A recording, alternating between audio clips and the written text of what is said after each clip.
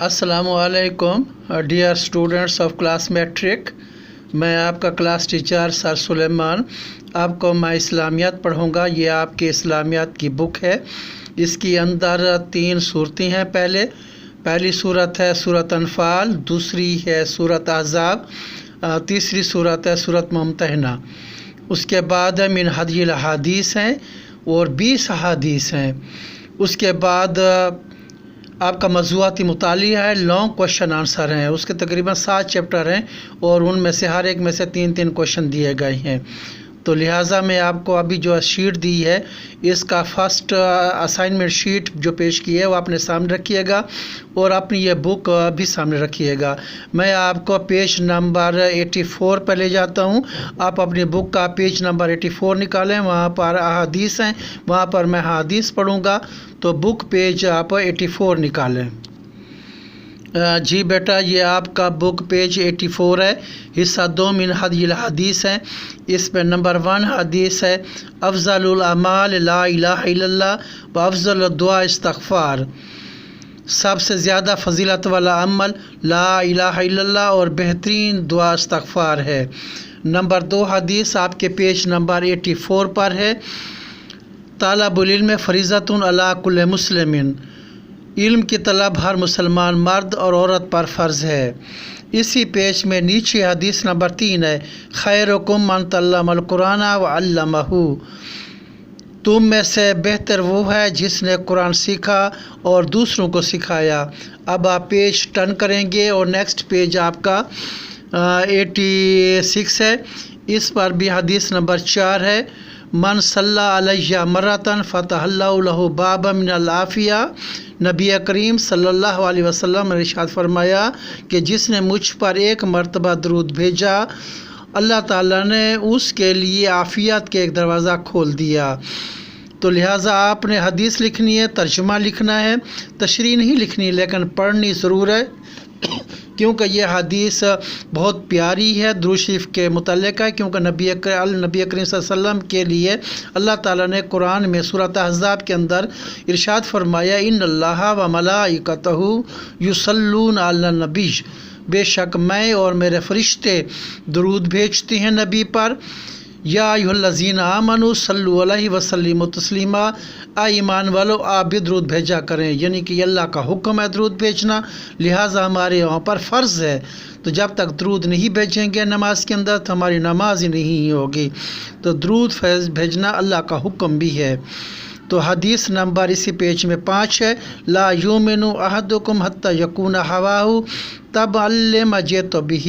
نبی کریم صلی اللہ علیہ وسلم نے ارشاد فرمایا تم میں سے کوئی شخص مومن نہیں ہو سکتا جب تک اس کی خواہش اس تعلیم کے مطابق نہ ہو جائے جو میں لایا ہوں. یہ میں نے آپ کو 5 حدیث آپ کی بک میں سے سامنے رکھ کر جو دکھائی بھی ہیں، بتائی بھی ہیں، ترجمہ بھی. آپ اپنے رجسٹر میں حدیث کی ہیڈنگ دیں گے من ہدی الحدیث 84 پیج پر. نمبر 1 حدیث اتاریں گے، اس کے نیچے اس کا ترجمہ اتاریں گے. پھر نمبر 2 حدیث اتاریں گے، اس کا ترجمہ. اسی طرح 3، 4، 5 حدیث اتاریں گے اور ترجمہ صرف اتاریں گے، کسی کی بھی آپ تشریح نہیں اتاریں گے. ڈیئر اسٹوڈنٹ، اب حدیث کے بعد میں آپ کو سورۃ انفال سمجھاؤں گا. سورۃ انفال کا پہلے میں آپ کو شان نزول بتا دوں.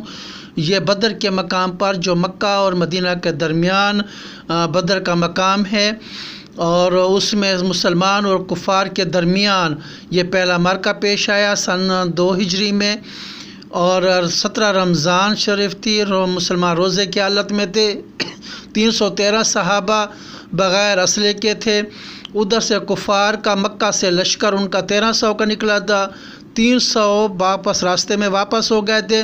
1000 کا لشکر اسلحہ سے لبریز وہ مدینہ کی طرف رواں دواں تھا. بدر کے مقام پر پہنچ گئے تھے تو اللہ تعالیٰ نے مسلمانوں کے لیے وہاں پر بدر کے مقام پر بارش کا نزول فرمایا، تو جس میں مسلمانوں کے لیے رات ٹھنڈی ہو گئی. ٹھنڈی ٹھنڈی ہوا اللہ تعالیٰ نے چلا دی. مسلمان بڑے پرسکون نیند میں سو گئے. صبح اٹھے تو تر و تازہ دم تھے. مسلمانوں نے اپنے لیے پانی بھی جمع کر دیا اور مسلمانوں کو اللہ تعالیٰ نے خواب کے اندر مسلمانوں کی تعداد ان کو زیادہ دکھا دی. مسلمانوں کے حوصلے اور بڑھ گئے تاکہ ان کو لگے کہ ہم زیادہ ہیں اور اب ہم لڑ سکتے ہیں.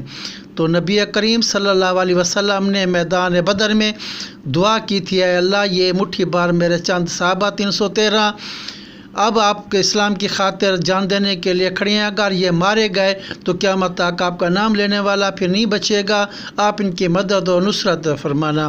اللہ تعالیٰ نے پھر آسمان سے 1000 فرشتے بھیجے جن میں جبرائیل علیہ السلام بھی تھے، وہ آ کر میدان بدر میں لڑائی کر رہے تھے، جس کی وجہ سے یہ معرکہ مسلمانوں کو کامیابی نصیب ہوئی۔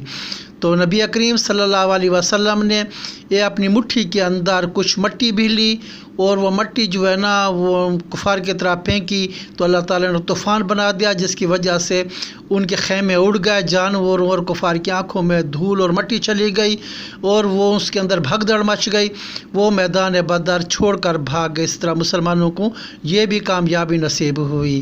تو یہ آپ اس کا سورۃ انفال کے اندر واقعات اور معجزات ہیں۔ بہرحال میں آپ کی سورۃ انفال کے پیج نمبر 12 کی جو 3 قرآنی آیات ہیں، الف ہے، بے اور جیم، اس کا ترجمہ بتا رہا ہوں، سمجھا رہا ہوں۔ شیٹ کے اندر ویسے میں نے دے دیا، اپنی شیٹ بھی ساتھ رکھیے گا۔ آپ رجسٹر کے نئے پیج پر سورۃ انفال کی ہیڈنگ دیں گے اور نمبر 1 قرآنی آیات لکھیں گے جو الف لکھی ہوئی ہے، اس کے نیچے ترجمہ لکھیں گے جو شیٹ کے اندر میں نے لکھ دیا ہے۔ پھر نمبر 2 قرآنی آیات لکھیں گے بے جز، اس کا ترجمہ لکھیں گے۔ پھر جیم جز لکھیں گے، نمبر 3 ہے، یہ پیج نمبر 12 کی بات کر رہا ہوں، اس کا پھر ترجمہ لکھیں گے۔ وہ تو سارا میں نے شیٹ میں دے دیا، لیکن بک میں آپ کو اس کا ورڈ میننگ کے حساب سے سمجھا رہا ہوں۔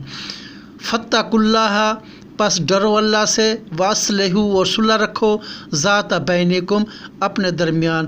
اس کا مطلب یہ ہے کہ میدان جنگ کے اندر بدر کے مقام پر، کیونکہ پہلا معرکہ تھا، مسلمان بھاگ بھاگ کر وہ جو مال چھوڑ کر گئے تھے کافر لوگ، اس کو مال غنیمت کہتے ہیں اور عربی کے اندر اس کو انفال کہتے ہیں، یعنی کہ انفال کے معنی ہے مال غنیمت، تو اس لیے یہ صورت اللہ تعالیٰ نے نازل فرمائی ہے، انفال یعنی کہ مال غنیمت۔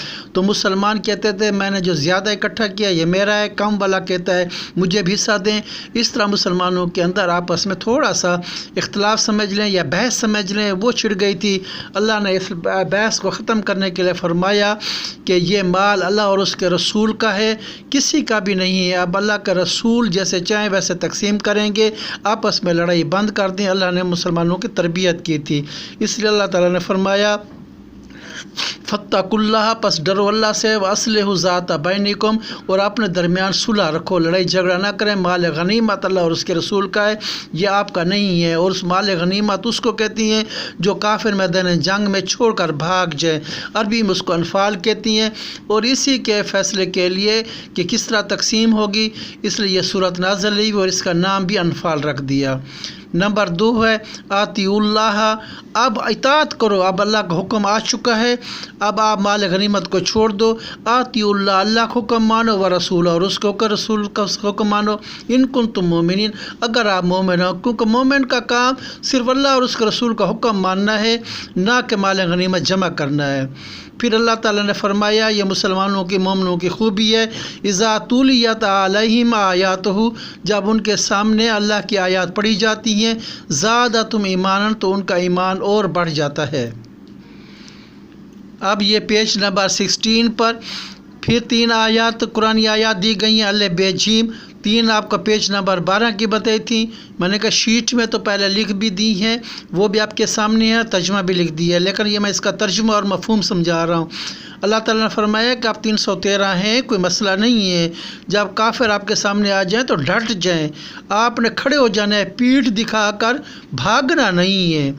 اللہ نے ارشاد فرمایا ہے یا ایھا الذین آمنوا، ایمان والو، اذا جس وقت لقیتم، آمنا سامنا ہو جائے، الذین کافروا، کافر لوگوں کے سامنے، جب کافر لوگوں کے ساتھ تمہارا آمنا سامنا ہو جائے، ضعفاً میدان جنگ میں، یعنی کہ لڑائی کے دوران جب کافر تمہارے سامنے آ جائیں، فلا تولوہم الادبار، تو پیٹھ دکھا کر بھاگنا مت، پیٹھ نہیں دکھانی، یعنی کہ ڈٹ جانا ہے، کھڑے ہو جانا ہے، مدد اللہ کے پاس ہے نا۔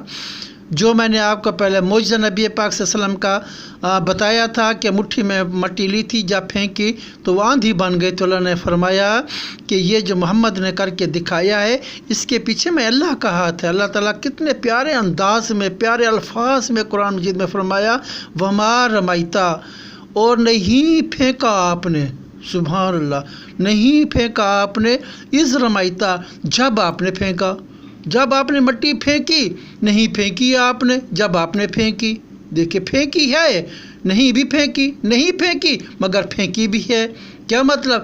ولیکن اللہ رما، لیکن اللہ نے پھینکی ہے، پیچھے ہاتھ اور طاقت اللہ کی تھی، بظاہر ہاتھ محمد کے تھے لیکن طاقت اللہ کی تھی، کیونکہ اس کے اندر طوفان جیسی آندھی جیسا بنا دینا، طاقت پیدا کرنا، یہ اللہ کا معجزہ ہے اور اللہ تعالیٰ کی قدرت ہے۔ ولن تغنیا عنکم فیاتکم شیئا، لو کا صورت، ولن تغنیا، ہرگز ہرگز نہیں تمہاری مدد کرے گی، فیاتکم شیئا، کوئی بڑی فوج، لو کثرت، چاہے تعداد میں وہ زیادہ بھی کیوں نہ ہو، کوئی بھی فوج چاہے وہ تعداد میں زیادہ بھی ہو، وہ تمہاری ہرگز ہرگز مدد نہیں کر سکتی، مدد تو اللہ کے پاس ہے۔ پیارے اسٹوڈنٹ، میں نے آپ کو سورۃ انفال کی 6 آیات بتا دی ہیں۔ اب اگلے پیج پر آپ نے حصہ موضوعاتی مطالعہ یعنی کہ تفصیلی سوال جواب، جس میں قرآن مجید، اور آپ کے یہ پیج نمبر 95 پر ہے، اس کی ہیڈنگ دینی ہے، اور سوال نمبر 1 جو شیٹ میں نے دیا ہے اس کے اندر قرآن مجید کا تعارف کے بارے میں ہے۔ تو قرآن مجید کا مختصر تعارف، بڑا تعارف تو ہم قیامت تک بھی نہیں بیان کر سکتے کہ قرآن حقیقت میں ہے کیا۔ یہ قرآن اللہ کی کلام ہے، اللہ کا ارشاد مبارک ہے، اللہ نے پورے قرآن کو لوح محفوظ میں اتار کر رکھ دیا ہے۔ تو پھر تھوڑا تھوڑا کر کے نبی کریم صلی اللہ علیہ وسلم کی زندگی میں 23 سال کے عرصے میں تھوڑا تھوڑا جو ہے نا اس کا نزول ہوا ہے، ایک ساتھ نزول نہیں ہوتا۔ اگر ایک ساتھ ہوں تو پہاڑ بھی ریزہ ریزہ ہو جائے، تو یہ اس کا بڑا بوجھ اور ذمہ داری ہے۔ جب نبی کریم صلی اللہ علیہ وسلم پر یہ قرآن نازل ہوتا تو آپ کو بہت پسینے آ جاتے، کیفیت میں تبدیلی سی آ جاتی، آسمان پر نازل کرتے تو آسمان پھٹ جاتا۔ تو کافروں نے بھی یہ کہا کہ یہ کلام تھوڑی ہے، یہ تو آپ غار حرا میں جاتی ہیں اور وہاں سے کچھ لے کر آتی ہیں، کس طرح کا اشعار لاتی ہیں یہ ہماری سمجھ میں بھی نہیں آتا۔ تو اللہ تعالیٰ نے قرآن میں چیلنج فرما دیا کہ اگر یہ اپنی طرف سے لاتے ہیں تو آپ بھی تو عربی دان ہو، عربی بولتے ہو، آپ اس جیسے کوئی کلام لے کر آؤ۔ تو وہ چیلنج قرآن مجید کے اندر ابھی تک موجود ہے کہ قرآن لانا دور کی بات ہے، ایک آیت بھی آپ نہیں لا سکتے۔ تو لہٰذا وہ مان بھی نہیں رہے تھے، اعتراض کر رہے تھے، لیکن یہ جیسا کلام وہ لا ہی نہیں سکتے تھے۔ تو اللہ تعالیٰ نے اپنے کلام کو اس اعتراض، جس طرح قرآن مجید یہ ہمارے سامنے ہے، اسی صورت میں اسی ترتیب سے نازل نہیں فرمایا۔ سب سے پہلے تو سورۃ الگ کی آیات نازل فرمائی تھی، اقرأ بسم ربک الذی خلق۔ اب حالانکہ جو ہے نا یہ سورۃ فاتحہ پہلے ہے، تو اس ترتیب سے تو قرآن مجید نہیں نازل ہوئی، تو بعد میں اللہ تعالیٰ نے نبی کریم صلی اللہ علیہ وسلم کو ترتیب بتائی تھی، آپ صلی اللہ علیہ وسلم نے صحابہ کرام کو اپنے پاس بٹھا کر اس کی ترتیب بنوائی تھی، تو بعد میں اس کی ترتیب رکھی گئی، لیکن شان نزول جیسا جیسا موقع تھا ویسے ویسے قرآن نازل ہوا۔ کچھ قرآن مکہ کے اندر نازل ہوا، 23 سال کے عرصے میں 13 سال مکہ میں گزارے، تو مکی زندگی آپ کی 13 سال کی ہے نبوت کی، تو اس میں جو ہے نا قرآن کی 86 صورتیں مکی ہیں، اور مکہ میں ہجرت کر کے آپ مدینہ تشریف لے گئے تھے، تو مدنی زندگی نبوت کی 10 سال ہے، تو مدنی صورتیں 28 ہیں، تو ٹوٹل 128 اس کے اندر جو ہے نا صورتیں ہیں، 114 صورتیں ہیں، کیونکہ 28 اس کے اندر مدنی ہیں، 28 مدنی ہیں اور 86 یعنی کہ 86 مکی صورتیں ہیں، تو دونوں کا ملا کر 114 صورتیں ہیں قرآن مجید کے اندر۔ لیکن اہم بات ایسی یہ بھی بتا دوں کہ صورتیں ہر صورت کے ساتھ بسم اللہ الرحمن الرحیم ہے، تو صورتیں 114 ہیں، تو بسم اللہ کتنی ہونی چاہیے آپ بھی تھوڑا سا گیس کریں۔ لیکن سورت نمبر پارہ نمبر 10 کے اندر سورت توبہ ہے، اس کے شروع میں بسم اللہ نہیں ہے، تو کتنی ہو جائیں گی؟ 113 کہیں گے نا، لیکن نہیں۔ پھر ایک ایسی سورت 19 پارہ میں سورت النمل کہتی ہیں، اس میں سلیمان علیہ السلام کا واقعہ وَإِنَّهُ سُلَيْمَانَ بسم اللہ الرحمن الرحیم، اس کے اندر پھر دوسری مرتبہ وہ بسم اللہ الرحمن الرحیم آ چکی ہے۔ سورت نمل کے شروع میں ایک بسم اللہ الرحمن الرحیم ہے، پھر درمیان میں سورت بسم اللہ الرحمن الرحیم آ گئی، سورت توبہ کے شروع میں نہیں تھی۔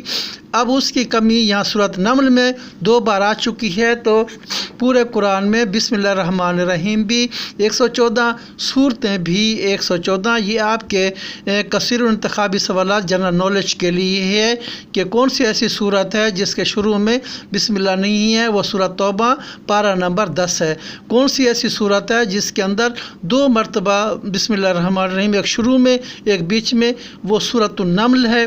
نمل کے معنی چیونٹی، اور یہ 19 پارہ کے اندر موجود ہیں۔ اس طرح ٹوٹل بھی 114 صورت بسم اللہ الرحمن الرحیم ہو گئی۔ تو لہٰذا یہ آپ کا سوال نمبر 1 ہے۔ اس پیج نمبر 95 کا پورا پیج آپ نے سوال نمبر 1 کا جواب لکھنا ہے، پورا پیج اتارنا ہے۔ اگلا پیج یہ آپ کا 96 کا بھی آدھا پیج، یعنی کہ پہلا پیراگراف بھی اسی پہلے سوال کا جواب ہے، یہ بھی اتارنا ہے۔ پھر اس کے بعد وہ پیج چھوڑ دیں گے، دوسرے پیج پر آپ قرآن مجید کا تعارف کا دوسرا سوال لکھیں گے، حفاظت کا لکھیں گے۔